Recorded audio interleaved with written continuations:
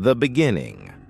In 1970, Donna, a nursing student, received an old doll from her mother as a birthday gift. She took it to her small apartment where she lived with a roommate and placed it on her bed. At first, she didn't pay much attention to it, until a few days later when both she and her roommate noticed something strange. The doll began to move. It didn't move suddenly. It changed position so subtly that it was almost unnoticeable. But soon the movements became more obvious. Sometimes they'd find it sitting on the couch, even though it had been left on the bed. Other times they'd leave it sitting, only to return and find it lying flat. Donna claimed she had put the doll outside the bedroom several times before leaving the apartment, but each time she returned, it was back on her bed, door closed. The doll didn't just move, it learned to communicate. It began leaving notes on their personal papers with the chilling words, "Help us," in handwriting that seemed to belong to a small child. The doll spoke. Donna realized she had to do something about this cursed doll. She and her roommate Angie decided to hold a seance with the help of a medium. Through the medium, they contacted Annabelle Higgins, who told her story. She was a young girl who once lived near their apartment. At only 7 years old, her body was found lifeless in a field, now the site of a housing complex. Annabelle claimed she felt safe with Donna and Angie and asked to stay. Out of sympathy, Donna agreed to let her spirit remain inside the doll.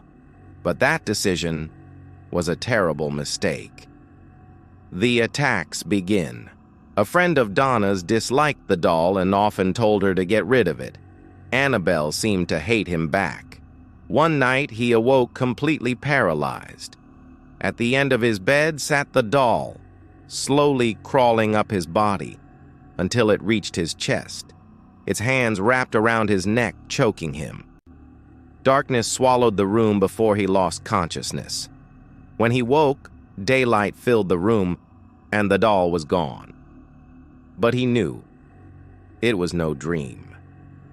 Another time, when Angie and the same friend were alone in the apartment, they heard loud noises from Donna's room, which was supposed to be empty. The friend entered and found Annabelle lying in the corner. As he bent down to move her, he felt an overwhelming presence behind him. He turned quickly. No one there. Suddenly, a sharp pain ripped through his chest.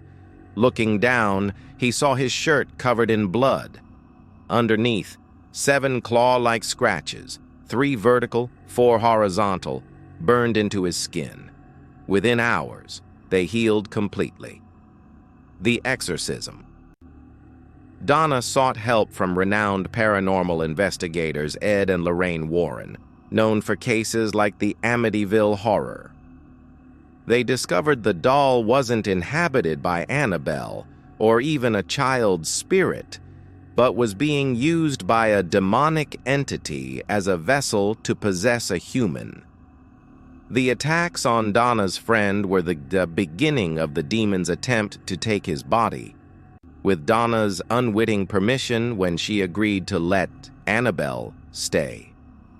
After an exorcism, the doll was taken to the Warren Occult Museum, sealed inside a glass case with a sign reading, "Warning.